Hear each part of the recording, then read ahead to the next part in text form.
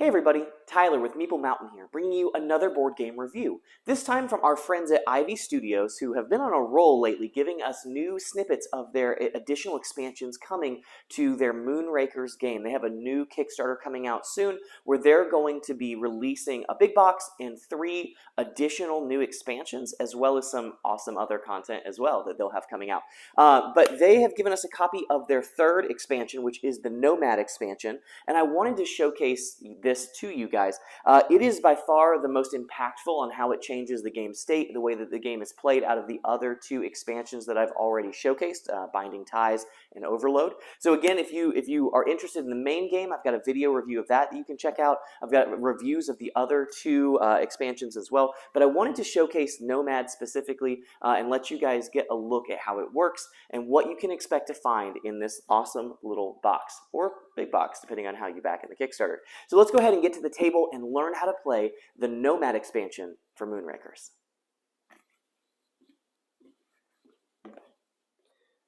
Moonrakers, the Nomad expansion, adds an entirely new board to your game of Moonrakers. You're still playing competitively against your opponents, trying to get the most prestige, to get to 10 prestige before your opponents, but now you'll find that you have an additional ship miniature that you're going to be using on this navigation map. At the start of the game, you'll begin at the Moonrakers home star base, and you'll be navigating on these 4 main sections of the board, working on contracts very similar to how you normally play the game, but you'll notice a few unique additions. You're going to have an event deck that's going to spawn events every round that may affect your turn or the way that you interact with other players. There may even be policies that you can enact long term that your team, each player will be voting for yes or no, thumbs up, thumbs down, and enacting policies that affect the way that the game is played in bonuses or even negatives that may impact you in how you try to advance and gain prestige throughout the game of Moonrakers. On your turn, you will navigate to a specific region of the map, and then you'll reveal contracts based on that region. You'll reveal 3 contracts for that particular region and choose and negotiate over a max of 2 of those contracts to try and complete. The kicker, the most interesting thing here is that each of the contracts are now separated by color. So if you go to the green sector, you know that you'll be dealing with green contracts, which we know, of course, are shield heavy. Given for each of these different regions, they're going to be specific to that color of contract. They're not random like they are in the normal gameplay. So that changes things a great deal. You may also notice there's an anomaly detected card here. This is going to unlock, once completed, the final sector, the Cerelia sector of the map, which is adjacent to all sectors of the board and unlocks your purple events that, of course, are hybridized and utilize crew and will give you greater rewards oftentimes. The interesting thing about the Cerelia sector as well is that certain contracts, many of them have been added for this expansion, are going to give you access to prototype ship parts that you'll be earning as a reward for these missions. And they're going to be really powerful parts to your ship that you can add to your repertoire, to your tableau, that are going to give you really unique, really special bonuses that I am certain will spice your game up. We know that we really enjoy getting these out. So again, this is a much more navigation-focused map where you're moving based on adjacency to other areas of the map, potentially returning to your home base if you need to, working on contracts, navigating events, and still kind of striving to get the most prestige. But the way that you go about that is much different now based on the location that you have on the map, and also the fact that you can only choose to ally with people who share a space with you. So thinking about how you tackle missions in your location and your opponent's location is really key, because negotiation now is also location-based as well as objective-based. And so you'll want to make sure you're thinking ahead and moving to match the position of the person you really want to partner with. This module and this expansion is, of course, adaptable with the Overload and Binding Ties expansion, so you can still have those additional aspects of the game at play in the mix with this navigation aspect. I think having these additions has really spiced up the game for us, and I really enjoyed the content that I've seen added into this title. So with that said, let's go ahead and take a look at the event cards and get a little feel for what those can look like, as well as the experimental ship parts, the prototype parts that we can also look to see added once we unlock the Cerelia sector. All right. Here we have an example of some of the event and policy cards you can expect to find in a game of Moonrakers. As you can see, there are two types of cards that will come out of the event deck. There are base events that are going to give you a may option, or sometimes they will be mandatory effects that will come into play. These are some examples of how some of the may effects may work in your game. A lot of times these events will play off the chance to roll a hazard die and get a positive or potentially negative effect.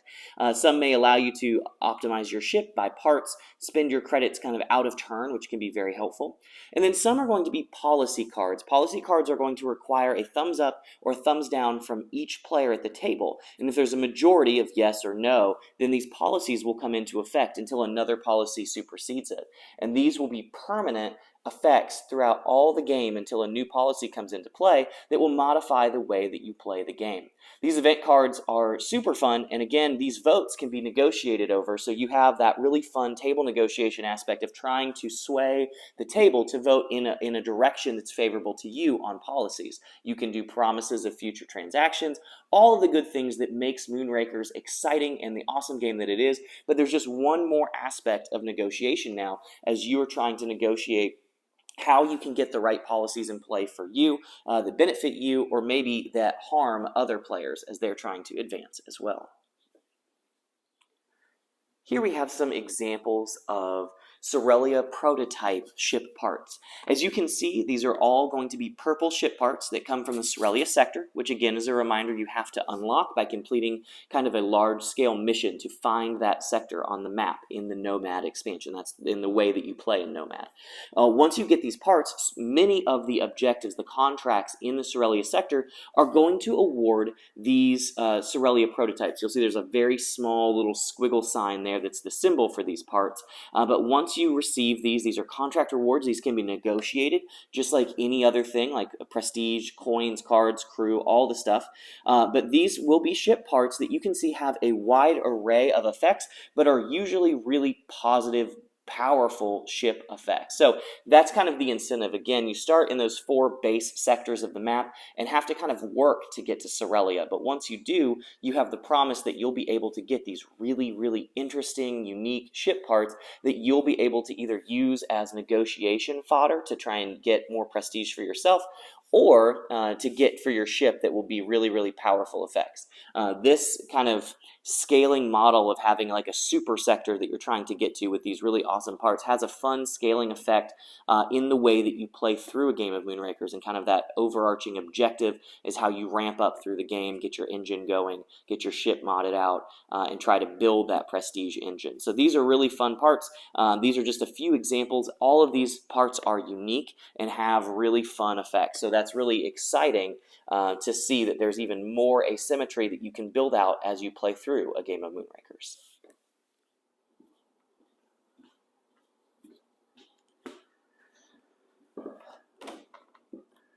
And that, in a nutshell, is everything you need to know to jump in and enjoy the Nomad expansion for Moonrakers. Again, this is just a highlight of the new components that are coming in the new expansion. The rest of the game components are still there. You still got your action cards and your prestige board and crew and all those things. This is just a new map system that kind of helps you and forces you to navigate and think about how you're tackling these contracts in a more intentional way than the base game or other expansions has you do. So just again, adding layers of maybe complexity, you could say, but adding layers of interaction and strategy to the game in a really meaningful way.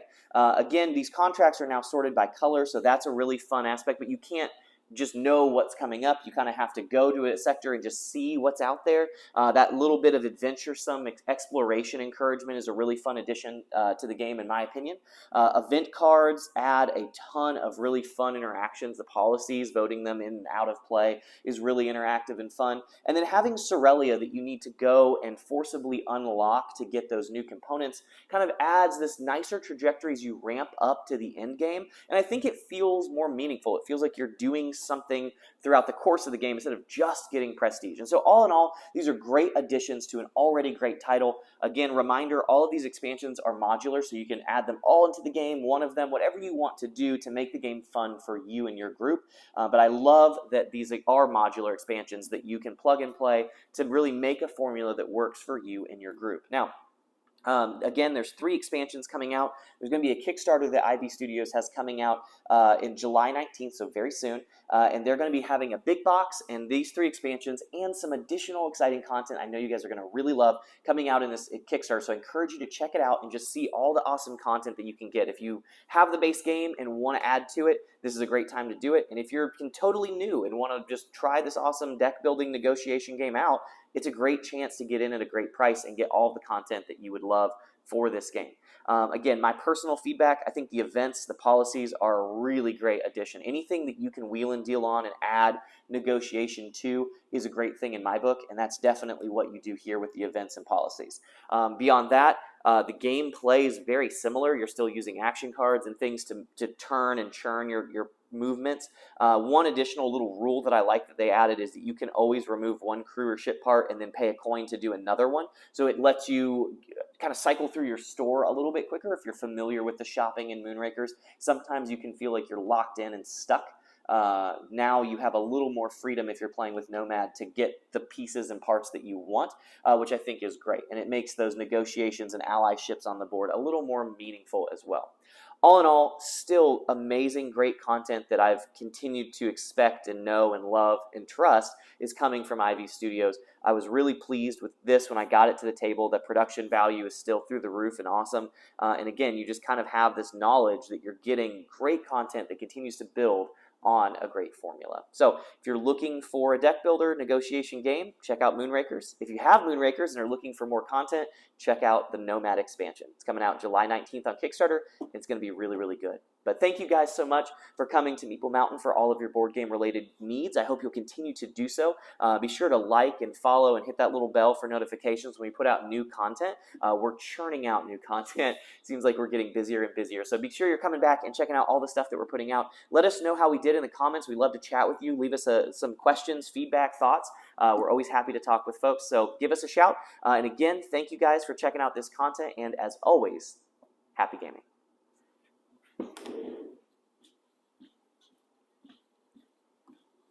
Thanks for checking out this video. I hope you enjoyed it. Check out these links to find some other games you might want to bring to the table.